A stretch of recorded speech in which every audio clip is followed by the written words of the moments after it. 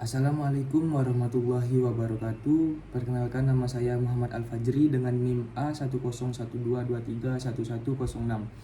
Di sini saya akan menganalisis kasus perbankan internasional dalam ruang lingkup hukum ekonomi yang melibatkan antara negara Indonesia dan negara Inggris.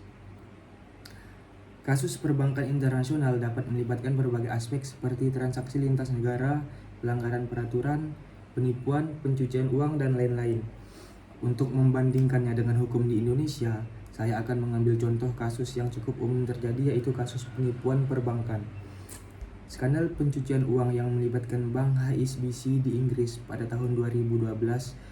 HSBC menangani transaksi mencurigakan termasuk dengan kartel narkoba Meksiko dan beberapa negara lainnya dan melakukan pencucian uang.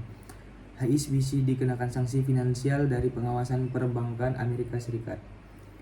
Jika kasus serupa terjadi di Indonesia, maka akan diproses dengan Peraturan Perundang-undangan Nomor 8 Tahun 2010 tentang pencegahan dan pemberantasan tindak pidana pencucian uang. Definisi pencucian uang, Undang-Undang TPPU mendefinisikan pencucian uang sebagai segala perbuatan yang bertujuan untuk menyembunyikan atau menyamarkan asal-usul harta kekayaan yang diperoleh dari tindak pidana dengan cara memasukkan harta kekayaan tersebut ke dalam sistem keuangan sehingga seolah-olah menjadi harta kekayaan yang sah. Tindak pidana pencucian uang, Undang-Undang TPPU mengatur mengenai perbuatan-perbuatan yang dikategorikan sebagai tindak pidana pencucian uang, seperti menempatkan, mentransfer, mengalihkan, membelanjakan, menghibahkan, atau menyembunyikan harta kekayaan yang diperoleh dari tindak pidana. Ancaman pidana Undang-Undang TPPU mengatur ancaman pidana bagi pelaku tindak pidana pencucian uang seperti pidana penjara paling lama 20 tahun dan denda paling banyak 10 miliar. Undang-Undang TPPU bertujuan untuk mencegah dan memberantas praktik pencucian uang yang dapat mengancam stabilitas sistem keuangan dan perekonomian Indonesia, serta untuk membantu penegakan hukum terhadap tindak pidana asal yang menghasilkan harta kekayaan yang dicuci tersebut. Persamaan dan perbedaan kasus pencucian uang yang terjadi di Inggris dengan hukum yang ada di Indonesia dapat dijelaskan sebagai berikut. Persamaan yang pertama adalah pencucian uang merupakan tindak pidana yang dilarang dan diatur dalam undang-undang di kedua negara tersebut. Kedua, adanya lembaga khusus yang mengawasi dan mencegah tindak pidana pencucian uang seperti National Crime Agency atau NCA di Inggris dan Pusat Pelaporan dan Analisis Transaksi Keuangan atau PPATK di Indonesia. Yang ketiga, kewajiban bagi lembaga keuangan dan pihak-pihak terkait untuk melaporkan transaksi keuangan yang mencurigakan kepada lembaga pengawas. Yang keempat, adanya kerjasama internasional dalam pencegahan dan pemberantasan tindak pidana pencucian uang, termasuk pertukaran informasi dan bantuan hukum timbal balik atau mutual legal assistance. Yang kelima, sanksi pidana berupa penjara dan denda bagi pelaku tindak pidana pencucian uang.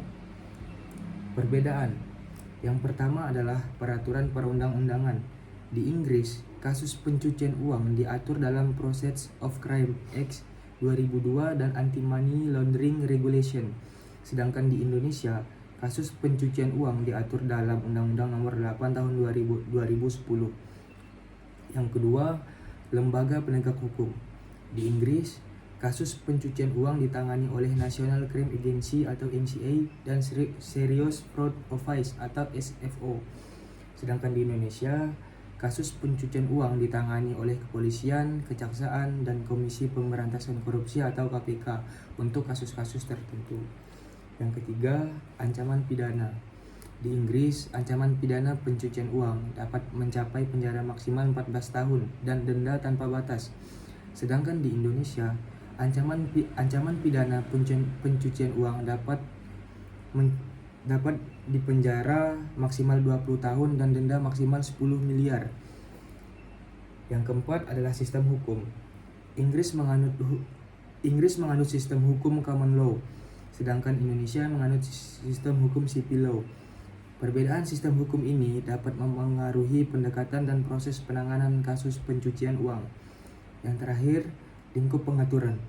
Peraturan di Inggris lebih rinci dan komprehensif, termasuk mengatur kewajiban untuk melakukan due due diligence terhadap nasabah dan pelaporan transaksi mencurigakan. Peraturan di Indonesia lebih umum dan kurang rinci dalam beberapa aspek.